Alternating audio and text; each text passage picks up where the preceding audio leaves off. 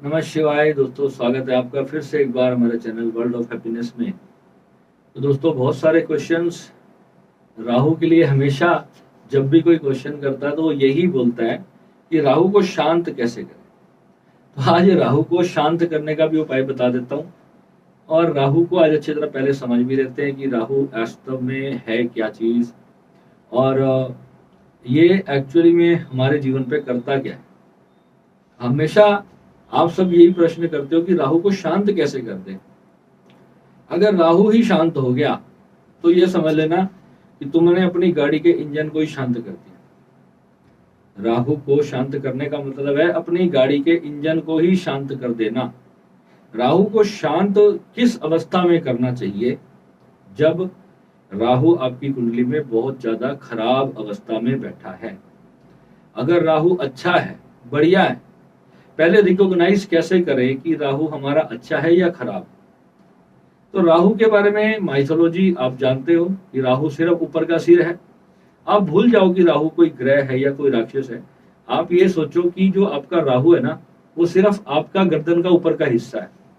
अब आपकी गर्दन के ऊपर के हिस्से में सबसे पहले क्या चीज है? आपका आपका दिमाग है, आपके कान है जो आप सुनते हो, जो आपकी आंखें देखती हैं वो है, जो आप स्मेलिंग करते हो वो, जो आप बोलते हो, जो आप टेस्ट करते हो, जो आप सोचते हो, जो आप विचार करते हो, ये सारी चीजें आपकी गर्दन के ऊपर के हिस्से से होती हैं।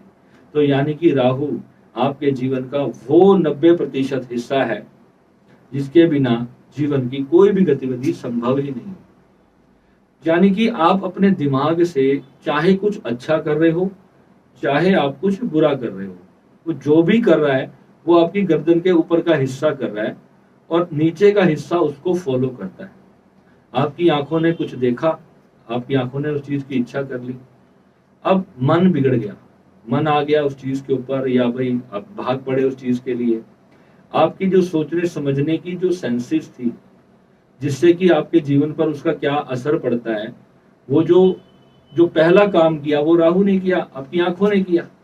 क्योंकि आंखों से ही आपने उस वस्तु को, विषय को देखा, और उसकी वजह से आपने अपने हित साधने के लिए या तो किसी के लिए आप अच्छा भी करते हो या किसी का बुरा भी करते हो, है ना। तो जो भी अच्छे बुरे कर्म इंसान करता है उसका जो कहते ना, शनि देव का एजेंट राहु, यानी कर्म हम जब करते हैं तो उसका फल कौन देता है? शनि महाराज देते हैं। जब जब शनि की दशा आती है तो जो अच्छे कर्म किए होते हैं तो शनि महाराज उसके अच्छे फल हमें दे देते हैं, बुरे कर्म किए होते हैं तो उसी दशा में ही ये सब घटनाएं क्यों घटती हैं? क्योंकि शनिदेव का वचन है कि मैं कर्म फल दूंगा ही दूंगा, चाहे तुम जैसा भी कर्म करोगे, अच्छा करोगे बुरा करोगे, मैंने तुम्हें रिटर्न में वो ला करके वापिस दे देना। कई बार क्या होता है कि कोई ग्रह हमारे जीवन में बहुत अच्छा कर रहे होते हैं और हमें पता लग रहा होता है, हम ऐसा सोच रहे होते हैं कि ये तो मेरे साथ बहुत बुरा हो गया। साल 2 साल के बाद, 4 साल के बाद जाकर के हमें एहसास होता है कि ये तो यार बहुत अच्छा हुआ था, अगर ये ना हुआ होता तो शायद मेरे साथ तो बहुत गलत हो जाता, है ना।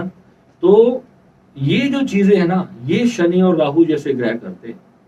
कभी भी आप एक चीज समझ लेना, राहु और शनि भी भगवान है, भगवान ने ही बनाए हैं। तो आप सोचोगे, कहते ना राहु ने विष्णु भगवान को धोखा दे दिया। पहले आप ये थोड़ा सा सोचो, क्या सच में विष्णु भगवान को धोखा देना क्या बच्चों का खेल था? क्या विष्णु भगवान की इच्छा के बिना विष्णु को कोई धोखा दे सकता है? भगवान जो स्वयं परमात्मा को क्या धोखा दे सकता है? इस संसार में कोई भी घटना उस ऊपर वाले की इच्छा के बिना नहीं होती है। तो यानी अगर आप कौन हो, राहु आपको धोखा दे रहा है, राहु आपसे कोई छल करा रहा है, कोई गलत चीज करा देता है, तो इसका मतलब क्या है कि पहले तो आप ये मान लो कि भगवान की इच्छा के बिना वो नहीं हुआ। और अगर आप भगवान से प्रेम करते हो, भगवान पे विश्वास करते हो, अपने इष्ट देव पर, अपने गुरु पर विश्वास है अगर आपको, तो आप ये बात क्लियर से फील कर लेना, इस बात को मान लेना कि अगर आपके भगवान आपके साथ हैं तो कुछ भी गलत के लिए नहीं हो रहा है। कुछ भी घटना हो रही है, गीता में भगवान कृष्ण स्वयं कहते हैं कि सब कुछ मेरी इच्छा से हो रहा है। तो यानी कि राहु भी मेरी इच्छा से ही काम कर रहा है, शनि भी मेरी इच्छा से काम कर रहा है। फिर भगवान ने कहा कि कर्म करने का अधिकार मैंने तुझे दिया, यानी कि अपने पूर्व जन्मों के कर्मानुसार उन संस्कारों द्वारा प्रवाहित जो है हम प्रभावित होकर के हम अपने इस जन्म के कर्मों को करते हैं। अब मान लो कि किसी ने हमारे साथ बुरा किया, हमें क्रोध आया, हम क्रोध में चाहे तो उसको प्रतिकार में क्रोध भी कर सकते हैं, और हम अपने सेंसेस पे कंट्रोल करके अपने उस ध्यान के जरिए, अपनी साधना के जरिए हम उस क्रोध को ट्रांसफॉर्म भी कर सकते हैं, उस एनर्जी को हम प्रेम में भी परिवर्तित कर सकते हैं।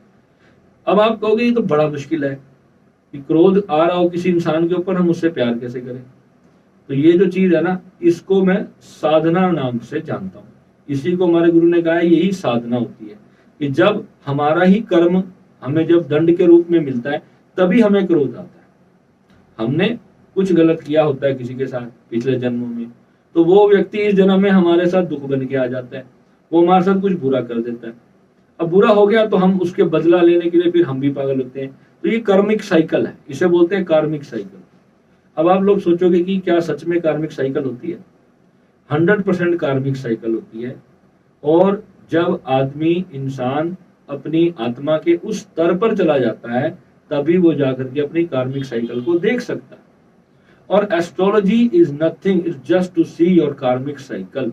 जब आप इस गूढ़ विज्ञान को जान लेते हो ना, आप ये समझ सकते हो कि आज आपके मन में मान लो किसी के प्रति ईर्ष्या पैदा हो रही, जलन का भाव आपके भीतर पैदा हो गया है ना, तो आप ये सोचो कि किसी को खुश देखकर अगर आपके मन में जलन पैदा हो रही है तो क्या जलन कभी अंदर से हैप्पीनेस देगी आपको? जलन का मतलब ही दुख है। अगर आपको किसी चीज से दुख पैदा हो रहा है आपके मन में, तो परमात्मा शून्य है। आपके भीतर जो आत्मा रूप से जो परमात्मा बैठा है ना, वो शून्य है। और आपने वहां पे क्या पैदा किया? आपने वहां पे जलन पैदा की, एक चिंगारी पैदा किया आपने। अब वो चिंगारी आपके प्राणों में लग गई। अब वो जो जलन आपके भीतर है ना, वो धीरे धीरे धीरे आग का भवंडर बन जाएगी, और आप इतनी ज्यादा नकारात्मकता में चले जाओगे कि उस तरह की जो चीजें हैं नकारात्मक आपके जीवन में घटने लग जाएंगी। समटाइम्स जब शनि 11वें भाव का मैं तुम्हें बताता हूँ कि जब शनि 11वें भाव के जुड़े जो कर्मा होते हैं ना, वो बहुत अटल होते हैं। शनि के नहीं, मैं कहता हूँ 11वें घर में जो भी ग्रह हैं, लाल किताब में भी 11वें घर से ग्रह का असर दूसरे जगह पहुंचाने का कोई उपाय नहीं लिखा गया। बहुत सारे एस्ट्रोलॉजर कहते हैं कि ये हम इस पे रिसर्च कर रहे हैं, हम शोध कर रहे हैं कि शायद किसी का ऐसा सोल्यूशन कर दिया जा सके। पर मेरे तो 10-12 साल का जो भी मेरा एक्सपीरियंस रहा है, मैंने नहीं देखा कि 11वें भाव के जो फल को कभी भी किसी उपाय द्वारा चेंज कर दिया गया। तो अगर राहु 11वें घर में बैठ जाए किसी का, तो राहु लाभ स्थान में बैठ गया। राहु है क्या एक्चुअली में? Rahu is total your focus energy, यानी कि आपका जो ध्यान है, जिस भाव में भी राहु होगा ना, आप याद रखना उस चीज को पाने के लिए आप कुछ भी करोगे, बुरे से बुरा कर दोगे आप, जिस भाव में आपका राहु बैठा है। सपोज करो कि किसी व्यक्ति का राहु 2nd हाउस में बैठा है, वो धन भाव में बैठा है। अब उस व्यक्ति के लिए धन जो है वो सबसे बड़ी वस्तु है। अब 2nd हाउस और किस चीज का है? परिवार, अपना कुटुंब, और सेविंग, जोड़ना, इकट्ठा करना, किसी भी चीज को इकट्ठा करना। तो उसको ये सारी जो चीजें हैं, जो 2nd हाउस की जो चीजें है ना, ये वाणी का भी है ये। तो इन चीजों को प्राप्त करने के लिए व्यक्ति जो है वो कुछ भी करेगा, अच्छे से अच्छा करेगा, महा से महा, बढ़िया से बढ़िया कर्म, मेहनत, शक्ति लगा करके करेगा। और अगर उससे उसका काम नहीं बनेगा तो वो बुरे से बुरे कर्म पे भी उतर जाएगा। क्यों? जब 2nd हाउस में राहु। तो राहु क्या है? जिधर भी बैठेगा, मैं यहाँ पे सारे हाउसों के कारक तो नहीं बता रहा, एक एग्जांपल लिया है मैंने 2nd हाउस का, कि जिस घर में भी राहु आपका बैठेगा, आपको उस चीज, आपकी सबसे बड़ी वो कमजोरी है, वो चीज आप उसके बिना नहीं रह सकते, आप उसके बिना सर्वाइव नहीं हो सकते। अब देख लेना आपका राहु कहाँ बैठा है। अगर किसी व्यक्ति का 1st हाउस में मान लो राहु आ जाए, तो उसका जो व्यक्तित्व, उसका स्वाभिमान, उसकी इमेज, उसकी दुनियादारी में क्या वैल्यू है, वही उस इंसान के लिए सबसे ज्यादा मायने रखेगी। चाहे फिर उसके लिए उसे प्राण क्यों ना देने पड़ जाए, वो अपना सब कुछ बेचने को तैयार हो जाएगा, अपनी किडनियां निकाल के भेज देगा, मगर उसको कोई गलत लैंग्वेज उसके आगे बोल जाए, उसके आगे ऊंची आवाज उठा करके बात कर दे, वो सुन नहीं पाएगा, क्योंकि उसके अंदर मैं की भावना बहुत ज्यादा होती है। और ऐसे लोग कभी किसी से प्यार नहीं कर पाते। उसका कारण है कि 1st हाउस में राहु बैठ गया। अब राहु 5म भाव में बैठ जाए किसी का, वो प्रेम का हाउस है, वो संतान का हाउस है, वो ज्ञान का हाउस है, विद्या का हाउस है, वो तंत्र मंत्र का गुण विद्याओं का हाउस है। तो वो व्यक्ति जिसके पंचम भाव में राहु होगा वो इन चीजों के प्रति फुली डेडिकेटेड होगा, इन चीजों में बहुत आगे पहुंच जाएगा। ये एग्जांपल्स मैंने 2-3 आपके लिए ले लिए, जिसका भी आया होगा आप देख लेना आपकी कुंडली में वो है, सूट कर रहा है या नहीं कर रहा। तो यानी कि है क्या, Rahu is total your focus. और अगर आपने अपने फोकस को, राहु के बहुत सारे उपाय यूट्यूब पर दुनिया दे रही है। यूट्यूब पर जो भी उपाय आप देखते हो वो सिर्फ एक रैंडम उपाय दिए जाते हैं। जितने भी एस्ट्रोलॉजर्स हैं, हम लोग प्रोफेशनल एस्ट्रोलॉजर्स हैं, हम लोग आपकी कुंडली के हिसाब से कुछ कुछ चीजें आपको वीडियो के तौर पे बताना चाहते हैं कि आपको समझ आ जाए, आप कर लो, कोई टेंशन नहीं है। हमारे वीडियोस बढ़ेंगे तो हमारे को 2-4 रुपए तो मिल ही जाएंगे, ठीक है।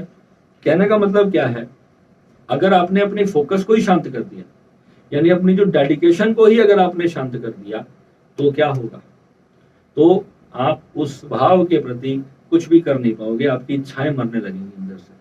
और ध्यान जो है ना, साधना जो है, जो बुद्धिज्म में ध्यान कराए गए हैं, जैसे आप लोग ओम का जाप भी कर लेते हो या श्वास पर ध्यान कर लेते हो, विपश्यना कर रहा है कोई वो आजकल एक सुदर्शन क्रिया करने में लगे हैं लोग। ये जो क्रियाएं हैं ना, ये आपके राहु को शांत कर देती है, यानी कि ये चीजें राहु को शांत कर देती हैं आपकी। और अगर आपका डेडिकेशन ही शांत हो जाएगा, आप जीवन में कुछ भी नहीं प्राप्त कर सकोगे। आप देखो जो लोग साधना ध्यान योग में जाते हैं ना, उनकी संसारिक इच्छाएं खत्म हो जाती हैं। अगर आपको सच में संसार से वैराग्य आ चुका है, तभी आप इन तरह की क्रियाओं को अपने जीवन में उतारो। अदरवाइज आपकी जो अंदर की इच्छाएं है ना, शरीर से रिलेटेड, वही आपकी मरनी शुरू हो जाएंगी। तो यानी कि आपको अपने सारे प्लैनेट्स को बैलेंस करके चलना चाहिए। अपना विश्लेषण किसी ऐसे एस्ट्रोलॉजर से कराना चाहिए। मैं आपको अपना सजेशन भी दे सकता हूँ, किस लिए, क्योंकि देखो मैं एक कुंडली के ऊपर बहुत डीपली सारी चीजों को जब तक अध्ययन नहीं करता, तब तक मैं कभी भी किसी को रेमेडी नहीं करवाता हूँ। मेरे से कितने लोग मुझे कॉल करते हैं, गुरुजी कौन सा नग पहन लें, कौन सा स्टोन पहन लें। मैं हमेशा बोलता हूँ, मेरी एक आधी कुंडली ऐसी होती होगी, कभी किसी की 1 या 2 कुंडलियां मेरी आती है महीने में, जिनको मैं स्टोन वाला उपाय बताता हूँ। स्टोन वाला उपाय मैं तब तक नहीं बताता जब तक बहुत ज्यादा जरूरी ना हो उस व्यक्ति के लिए स्टोन धारण करना, क्योंकि स्टोन हमेशा उस ग्रह की ऊर्जा को बढ़ाने का काम करता है। अगर आपकी कुंडली में जो ग्रह बहुत ज्यादा शुभ है, तभी स्टोन को धारण करना चाहिए, सिद्ध करके अच्छे मुहूर्त में, अच्छे दिनों में उनको धारण करना चाहिए। और वो जो है, जब उनका ग्रह का जब खराब पीरियड आ रहा हो, खराब गोचर आ रहा हो, तो फिर उन स्टोन्स को उतने टाइम के लिए उतार करके रखने की भी मैं सलाह देता हूँ। पहली बात है, मैं किसी को स्टोन वही पहनाता हूँ जो कम से कम 20 साल तक उतारना ना पड़े। किसी की दशा स्टार्ट हो गई, बहुत अच्छा प्लेनेट है, तो उसका मैं स्टोन पहनाता हूँ। ये नहीं कि कोई भी आपको स्टोन पहना दिया।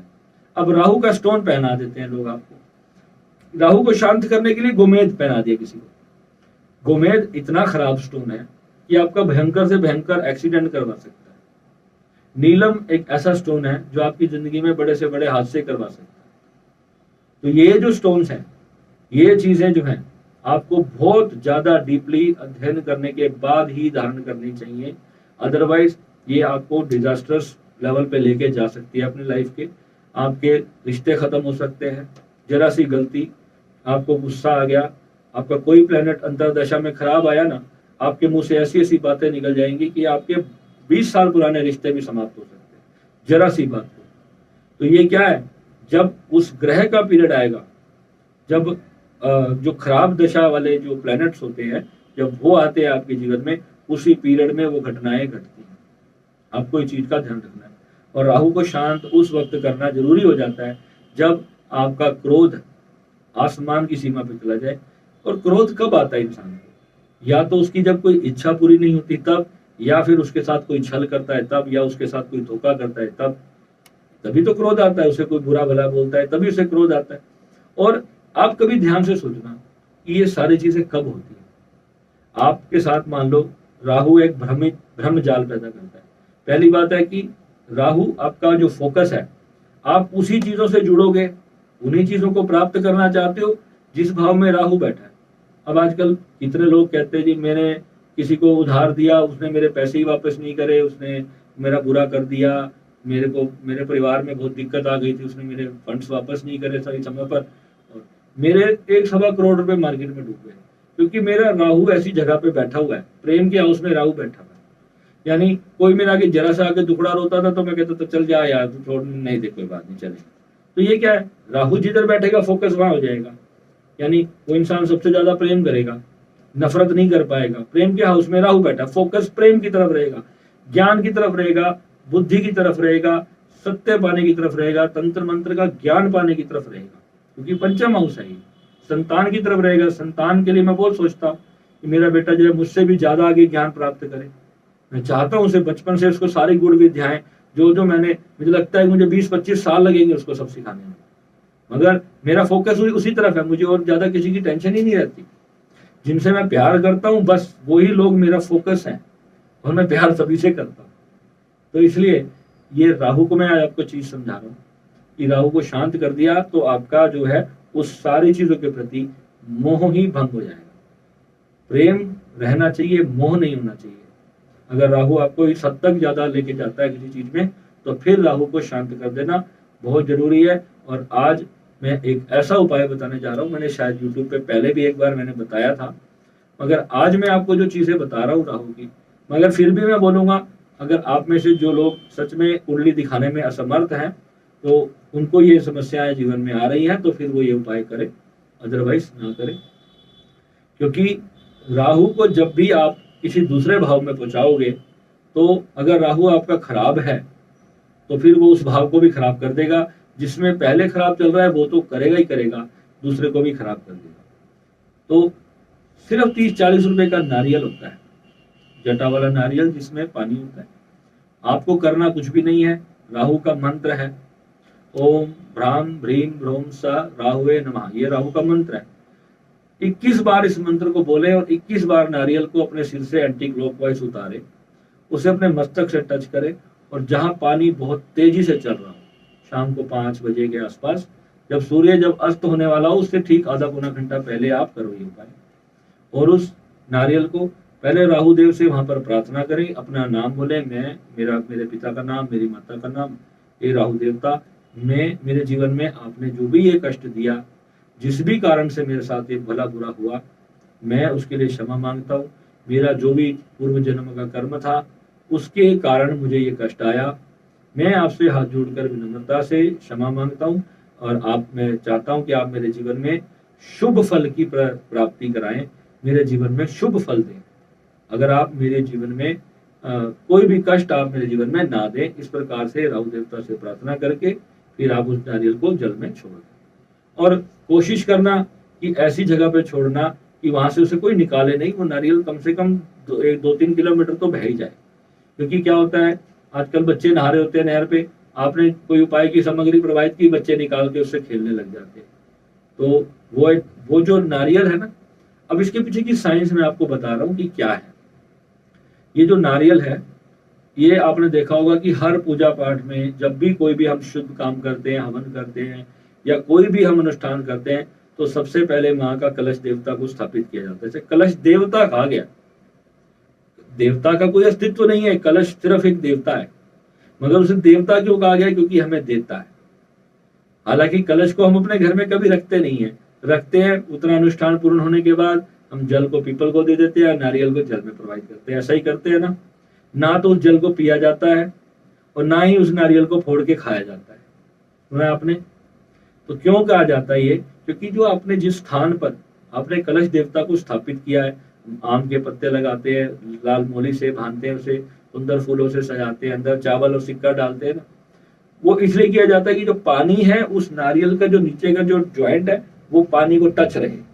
और नारियल के अंदर एक प्राकृतिक गुण है कि एरिया में आपके जो कमरे में जितनी भी नकारात्मक ऊर्जा है, आप कहोगे कि ऊर्जा क्या है, जिनका राहु खराब है, आप ये उपाय करके 5 शनिवार लगातार और 5 बुधवार इस उपाय को करने के बाद अपने आप से पूछना कि ऊर्जा क्या होती है। चाहे कैसा भी ग्रह क्यों ना बैठा हो, आप करके देखना, मगर यह ध्यान रख लेना कि चौथे घर में राहु का कोई शत्रु ग्रह नहीं होना चाहिए। अगर चौथे ग्रह भाव में आपकी कुंडली में राहु का कोई शत्रु ग्रह बैठा है और आपने नारियल का उपाय कर दिया, तो फिर ये आपको बहुत बुरी स्थिति में ले जाएगा, इसलिए मैं मना करता हूँ। और चौथे भाव पर कोई पाप ग्रह की दृष्टि भी ना पड़ रही हो, अगर ऐसा हो रहा है तो फिर उपाय दूसरा होगा। तो पहली बात है कि जन्म कुंडली में जो महादशा में अंतरदशा और प्रत्यंतर दशा चल रही है, सबसे पहले आपको सिर्फ उन्हीं ग्रहों को देखना है, बाकी ग्रहों को अभी भूल जाओ कि खराब है नहीं है। अभी देखो महादशा किसकी चल रही है। इतनी सी चूक बहुत बड़ा नुकसान भी दे सकती है। हालांकि ये उपाय भी अगर आप करोगे तो परमात्मा की इच्छा होती है तो ही कोई उपाय करता है, नहीं तो आप बिलीव करना, उपाय तो मैंने आज आपको बता दिया। अगर जिनका राहु बेहद खराब है ना, अगले 1 साल तक भी वो उपाय नहीं कर पाएंगे। ये मैं आपको ओपनली कह रहा हूं। अगर आपका ग्रह खराब है बहुत ज्यादा, राहु आपको ये उपाय नहीं करने देगा, क्योंकि और अगर खराब है और आपने गलत उपाय कर दिया तो वो भी राहु ही करना चाहता है। यही होता है, यही हम एस्ट्रोलॉजी में देखते हैं कि जब नुकसान होना होता है ना, तो व्यक्ति को बाद में समझ आती है गलती करने के बाद कि यार ये तो मैं यहाँ तो मैं बच सकता था, ये मेरे से कैसे हो गया गलत काम। कि मान लो देखो आपने किसी को अपने, सपोज करो आपने अपने किसी पार्टनर को ही धोखा दे दिया, अपनी वाइफ को या अपने पति को, कोई भी गलत काम आपने कर दिया, तो बाद में आपके मन में एक रिग्रेट आएगा कि यार ये मैंने क्यों किया। तो वो राहु का पीरियड होता है। जब भी ऐसी चीजें होंगी, किसी पे आपने अननोन भरोसा कर लिया, आप उसको जानते नहीं, आप उसे पहचानते नहीं, आपने उसको अपनी कोई बेशकीमती वस्तु दे दी कि भाई ये ले तू संभाल के रख, मैं आके तेरे से ले लूंगा, और उसने आपको बाद में मना कर दी देने से। तो ये जो चीजें होंगी ना, ये खराब ग्रह की दशा के समय पे आपका बुद्धि, आपकी सोच समझ नहीं पाएगी। आप ऐसे बंदे पर अंधविश्वास कर लोगे कि जब आपका राहु खराब हो, क्योंकि राहु वो धुआं है, आपके दिमाग के चारों ओर राहु का धुआं आ जाता है, क्योंकि आप भला बुरा नहीं देख पाते। और जब राहु खराब होता है तो हम अच्छे वाला का भी नहीं देख सकते। कोई हमारा अच्छा कर रहा होता है ना, हम वो भी नहीं देख पा रहे होते। सच बता रहा हूं, हम अपने ही हितकरों को ही हम दुश्मन मान लेते हैं कि ये तो मेरे से जलता है भाई। परिवार के लोग हमें कोई काम करने के लिए मना कर रहे होते हैं और हम सोचते हैं कि नहीं, ये तो जो है ये तो मेरे खिलाफ जा रहे हैं, ये तो, क्योंकि राहु बैठा बुद्धि के ऊपर, क्योंकि ऊपर का हिस्सा है सोचने समझने की सेंसेस खत्म। अगर ये जिसके अच्छे हैं तो फिर वो बुरी सी बुरी स्थिति में भी वो अपने आप को संभाल लेता है। ठीक है, तो राहु को शांत नहीं करना है। पहले अपनी कुंडली में राहु को आप पहचानो, भूल जाओ एस्ट्रोलॉजर्स को कि दूसरे घर में है तो ये होगा, चौथे में है तो ये होगा। ये सब बकवास एस्ट्रोलॉजर है, ये एस्ट्रोलॉजी नहीं है। मैंने करी थी, मेरे को 4-5 वीडियो बनाया, मेरे को नहीं आता। This are not in my syllabus, मेरे ये रूल्स ही नहीं है एस्ट्रोलॉजी सिखाने के। मेरा मतलब है की पॉइंट को हिट करना। की पॉइंट यानी मेन मकसद क्या है, सनातन के सच को बाहर लाना। तो मैं अपने प्रोफेशन के लिए भी नहीं चाहता, मेरी आत्मा ही नहीं मानती कि हाँ भी मैं किसी को बोलूं भाई तेरा ये खराब है, तेरा वो खराब है। भाई सिर्फ तेरा फोकस ठीक कर ले, अप टू डेट है लाइफ, फोकस को ठीक कर। भगवान पाना है, परमात्मा पाना है, तो पहले अपने राहु को अच्छा कर, सेंसिस को अच्छा कर कि बुरा हो रहा है या भला हो रहा है, इसमें फर्क जानना सीख। तो बिना चोट खाए क्या भले बुरे की पहचान होगी? क्या नहीं होगी ना। एक सब्जी खरीद के लाए आप, मान लो मार्केट से फ्रूट खरीद के लाए, आप आम खरीद के लाए, ऊपर से बड़ा लाल लाल स्प्रे मारा होगा उस मार्केट वाले ने, अंदर से वो कच्चा है, बिल्कुल बकवास है। ऊपर से वो बहुत अच्छा लग रहा था, मगर जब अंदर से आपने उसको खाया तब आपको पता लगा कि यार ये तो धोखा हो गया। तो ज्ञान बढ़ेगा ना। अगली बार आप उस ऊपर के आवरण के ऊपर नहीं जाओगे, अगली बार आप डीप गोता लगाओगे, तब जाकर के आप अपना डिसीजन लोगे। राइट, तो दिस इज राहु को स्ट्रॉन्ग करना। जितने ज्यादा धोखे खाओगे उतना राहु स्ट्रॉन्ग होगा। तो बड़े कहते हैं ना, मैंने धूप में बाल सफेद नहीं करे, वो इसलिए बोलते क्योंकि बहुत ज्यादा धोखे खा चुके होते हैं, अपने जीवन में भला बुरा देखा होता है उन्होंने, इसीलिए वो हमें मना करते हैं। जो जो उन्होंने शिष्टाचार के नियम बना के रखे थे एक्चुअल में हमारे लिए थे, और जब हम उसके खिलाफ जाते हैं ना, बिलीव में बाद में हमको ही रोना पड़ता है। क्योंकि आज अगर जो बच्चों को आप कुछ कुछ ज्ञान दे जाओगे ना, तो बिलीव करना आने वाले बच्चे आपको दुआएं देंगे कि हमारे पेरेंट्स ने हमें पहले ही ये चीजें सिखा दी थी। ये साइकोलॉजी जो है ना, ये राहु का सब्जेक्ट है। और आजकल सारे लोग सब साइकोलॉजी चलाने के चक्कर में रिश्तों को तहस नहस करके रख दिया दुनिया ने। आज कहते हैं कि भैया वो राम राम नहीं करता तो तू क्यों करता है? क्या हमारे सनातनी संस्कार थे ये वाले?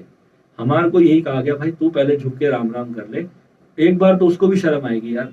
नहीं बात करता कोई बात नहीं, तू जाके भाई राम राम, भैया राम राम, राम राम बोलने के पैसे लग रहे। इसमें हम अपने आप को छोटा मान लेते हैं, यार वो मेरे से नहीं कर रहा तो मैं क्यों करूं। तो ये जो चीज है, क्या उन किसी भी रिश्ते में आपको कभी आपको लगता है कि उस चीज में आपको सक्सेस मिलेगी? मेरी दादी माँ एक बात बोलती थी कि हमेशा झुकी डाली को फल लगेगा। डाली झुकी होगी ना, उसी को फल लगेगा। जो ऊंचा ताड़ का पेड़ होता है ना, जो बहुत ऊंचा, उसमें कोई फल नहीं आता, क्योंकि छाया भी नहीं दे सकता और फल भी नहीं दे सकता। झुकने वाला, आप ये याद रखना, अगर आप अच्छे हो ना तो कोई ना कोई तो आपको संभाल ही लेगा। ये बात हमेशा याद रखना। अगर आप बुरे हो ना, आप ये समझ लो सारी दुनिया भी आपको, सारी दुनिया का सुख मिल जाए, राहु नहीं शांत होने वाला। राहु जिस भाव में बैठा है, याद रखना उसी तरफ लेके जाएगा। यही अगर गलत ग्रह में बैठ गया ना, गलत भाव में बैठ गया, तो आप ये समझ लो पूरे जीवन को आपका गलत ही रास्ते पर लेके जाना, उसने कभी सही नहीं लेके जाना। अध्यात्म का ज्ञान नहीं पाने देगा फिर आपको। और बिलीव करना, जब यहाँ आज्ञा चक्र में जब भोलेनाथ की मणि चमकेगी ना भीतर से, तो राहु क्या करेगा? आपको कुछ भी नहीं बिगाड़ सकता। श्री विद्या साधना राहु का सबसे बड़ा इलाज है।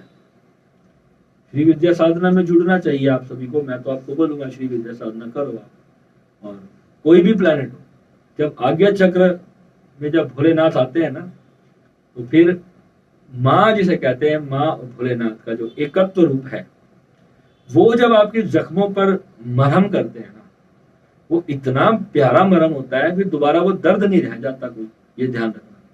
और माँ हमें यही सिखाती है, हमारे गुरु हमें यही सिखाते हैं कि तेरा फोकस गलत जगह चला गया, तू लौट के आजा वापस नारद। तू जंगल में आया था, यहाँ पर मेरे लिए पानी खोजने गया, तो तू कहाँ फंस गया? तो ये बुद्धि को भरमा के ले जाता है राहु। तो जिस चीज में भी आप भटके हुए हो, जिस चीज में भी आपका मन पूरी तरह से डूबा हुआ है, आपके थॉट्स, विचार, तो जिस चीज के बिना आप रह नहीं सकते, आपको लगता है कि नहीं अब मैं इस चीज को लेके थोड़ा सा सेल्फिश हो चुका हूं, तो आप ये समझ लेना वहां पर राहु बैठा। अब मैं तो पंचम में बैठा हूं, ज्ञान को लेके सेल्फिश हो, संतान को लेके सेल्फिश हो, अपने प्रेम को लेके सेल्फिश हो। तो पूरा फोकस डेडिकेशन के साथ रहता है वहां पर। तो राहु जिधर भी आपका बैठ जाएगा, आप इंसान उस प्रकृति के बन जाओगे। अब आप देख लो, अगर आप संत आदमी हो, लोगों का भला चाहने वाले आदमी हो, तो आपका राहु किसी अच्छे घर में बैठा है। और अगर आप सिर्फ अपना बारे में सोचते हो, तो राहु थोड़ा सा गड़बड़ है। क्योंकि जब सेल्फ फोकस्ड हो जाएगा ग्रह, तो होगा क्या? बाकी सारे ग्रहों को खराब कर देगा। ये फैक्ट बात है। अगर आप इसकी 12 भाव है ना कुंडली में, तो सेल्फ का फोकस हमारा कौन सा भाव है? हमारा लगन है, फर्स्ट हाउस। अगर व्यक्ति सिर्फ अपने बारे में सोचेगा, तो चौथा घर किसका है? हमारी माँ का। पांचवा घर हमारे प्रेम संबंधों का, हमारी संतान का।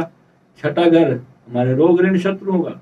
सातवां घर हमारी पत्नी का। बंदा सिर्फ अपने बारे में सोचेगा, पत्नी के बारे में सोचेगा नहीं, पति के बारे में सोचेगा नहीं। ठीक है।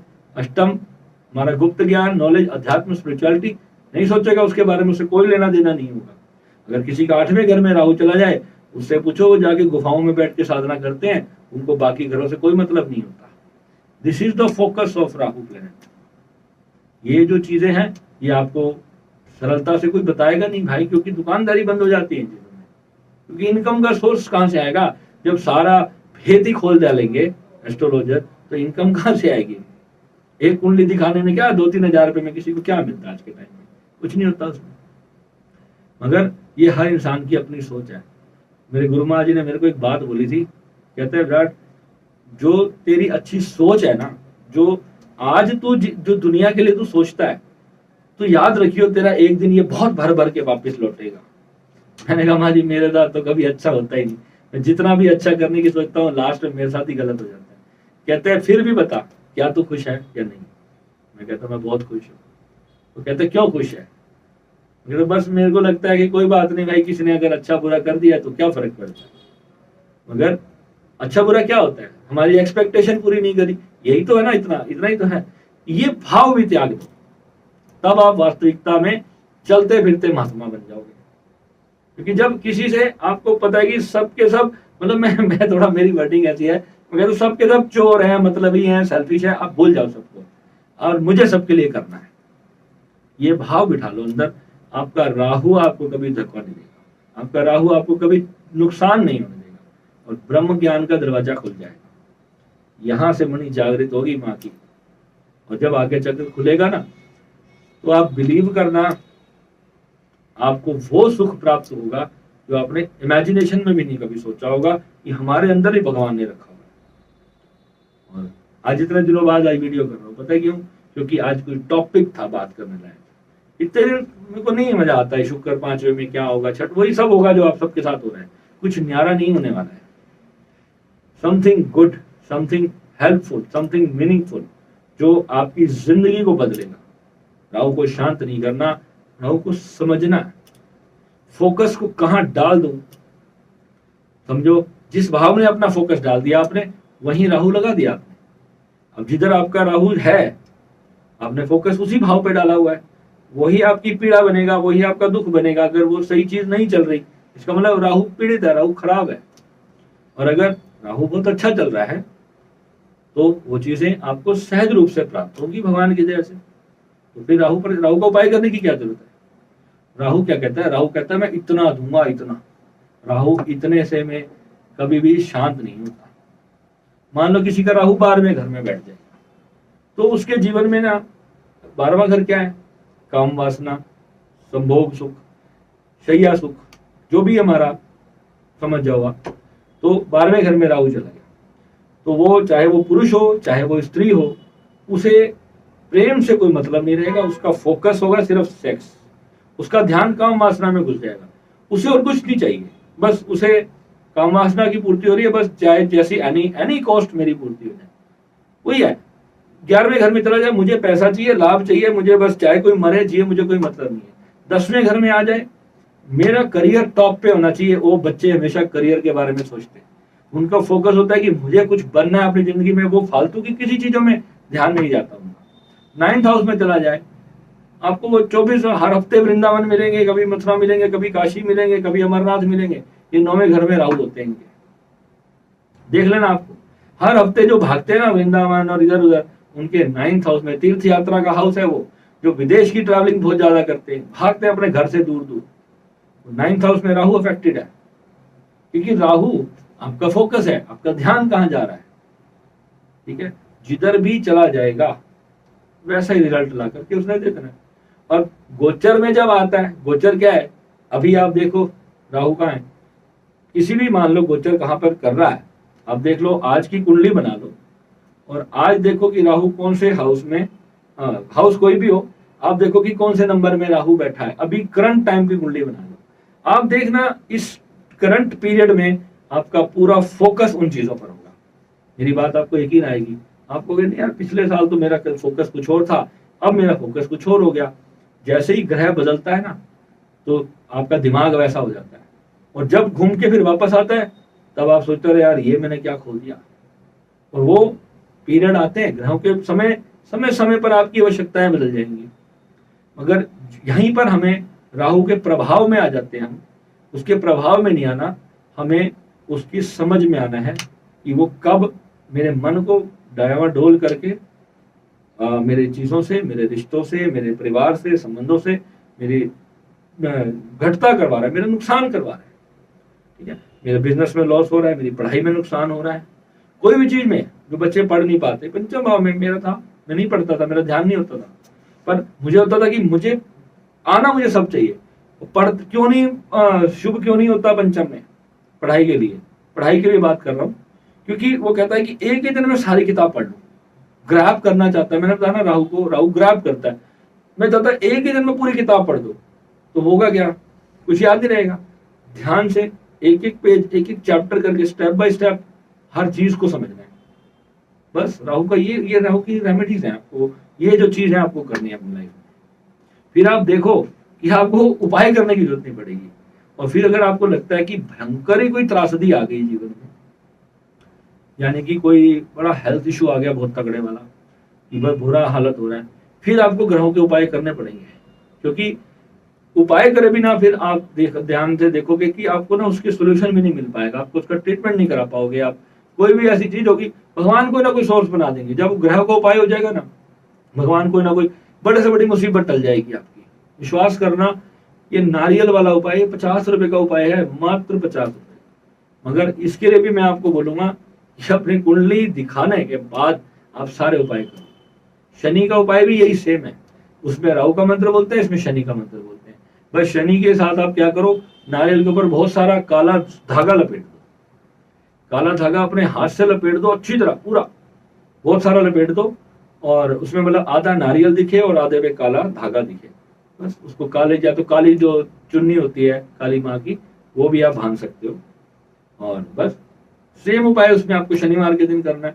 राहु का बुध शनि दोनों दिन होते हैं, शनिवार का सिर्फ शनिवार होता है। ठीक है, मस्तक से लगा करके शनि भगवान से प्रार्थना करके, और याद रखना शनि अच्छा बैठा हो तो फिर ये उपाय नहीं करना है, और शनि अच्छा हो और राहु खराब हो तब भी ये उपाय नहीं करना है, क्योंकि फिर शनि भी खराब हो जाएगा। यही चीजें देखनी होती है। कुछ चीजों के उपाय ऐसे होते हैं, लाल किताब में बोल दिया किसी ने आपको नारियल प्रोवाइड कर दो, आप जाके कराए, शनि भी खराब कर लिया आपने, अनजाने में शनि खराब कर लिया। तो ये चीजें नहीं करनी। शनि बढ़िया बैठा है तो उसको नहीं छेड़ना है। सारे उपाय, एक एक चीज आपको समझनी है, किस पीरियड में मुझे क्या करना है, ये चीज मेन जरूरी है। और मैंने तो सच बताऊं, अभी अपने जो हमारे टेलीग्राम पे जो हमारा चैनल है, अब जो भी आगे होगा बस हमारे लाइफ टाइम मेंबरशिप के लिए होगा, सोच लिया, फाइनल है। उन्हीं की साधना कराएंगे और उन्हीं को लाइफ आगे बढ़ाने के लिए फोकस रहेंगे। और जो भी वहां पर वीडियोस डाले जाएंगे उसको हमारे चैनल पे आप सभी के लिए लाइव किया जाएगा, ताकि आप सब भी उसका फ्री में लाभ उठाएं। और अगर आप मेंबरशिप में साधना में ज्वाइन करना चाहते हैं, आपका मोस्ट वेलकम है। मैंने आपको वचन दिया था कि एक समय आएगा मैं सबके लिए सब कुछ फ्री कर दूंगा, और मैंने सबके लिए सब कुछ फ्री कर दिया। आज मैंने आपको बोल दिया है, मेरी लाइफ टाइम मेंबरशिप अब मैंने सभी के लिए फ्री कर दी है। अब आज मैं पहली बार अपने चैनल पे भी ये बात बोल रहा हूँ, क्योंकि मैंने भगवान से एक वचन दिया था। भगवान को, ये भोले बाबा को अपने कहा था कि भोले बाबा, जिस दिन बस मेरे पास संसार में मेरे पास कुछ नहीं रह जाएगा ना मेरे लिए, उस दिन बस मैं सब कुछ जो मेरे पास है सब डाल दूंगा। मैं आज आपके चरणों में, जो भगवान ने आपने मुझे दिया, आप ही के प्रेम प्यार से मैं यहाँ तक पहुंचा हूँ, तो मेरा फर्ज बनता है आपके लिए कि मैं आपको ये सब आपका हैंड ओवर करूँ। तो स्वागत है आप सभी का, आप चाहे आए, साधना करें, भगवान से जुड़े। हमारी रेगुलर जो सेवा काम होते हैं आप उसमें भी जुड़ सकते हैं, आप अपना सहयोग कर सकते हैं यथाशक्ति। आप अपनी जो भी गुरु दक्षिणा मैं नहीं लेता, आपको पता है, क्योंकि दक्षिणा जो होती है ना, वो सेकंड हाउस को खराब करती है। तो इसलिए मैं अपनी मेहनत का चार्ज बना के मैंने उसको ऐसे मेंबरशिप फ्री रखा। हालांकि गुरु की दक्षिणा की कोई सीमा नहीं होती, हम अपने प्राण देकर भी गुरु की दक्षिणा नहीं चुका सकते। ये एक्चुअल सत्य बात बता रहा हूँ। मेरे को मेरे गुरुजनों से जो प्राप्त हुआ है, मैं अपनी गर्दन काट के उनके चरणों में रख दूं, तब भी बिलीव करना मैं उनका एहसान नहीं उतार सकता। इतना गुरु का एहसान होता है। मगर आजकल के गुरुओं ने बना दिया बिजनेस, तो इसलिए अब हमारे को भी उसी तरीके से आना पड़ा मार्केट में। अब आप सब एक मार्केट हो, आप सब कस्टमर हो हमारे। अब ये गुरु शिष्य वाला वो जमाना भी जा चुका है ना, आपके पास टाइम है, आपको भी ऑन द स्पॉट सब कुछ चाहिए, और मैं दूंगा आपको, ऑन द स्पॉट दूंगा। मगर आप में वो डेडिकेशन होना चाहिए, आपका वो फोकस, जिसे कहा ना मैं राहु, उसे शुद्ध कर दो। अब वही बैठा होगा गुरु के साथ चंडाल योग बना के, तो फिर मैं कुछ नहीं कर पाऊंगा। फिर मैं आपके लिए चाहे कितना भी करूंगा, आप अंत में जाके अपना बेड़ा खुद ही गर्क कर लो। ठीक है, तो मिलेंगे अगले वीडियो में। नमः शिवाय।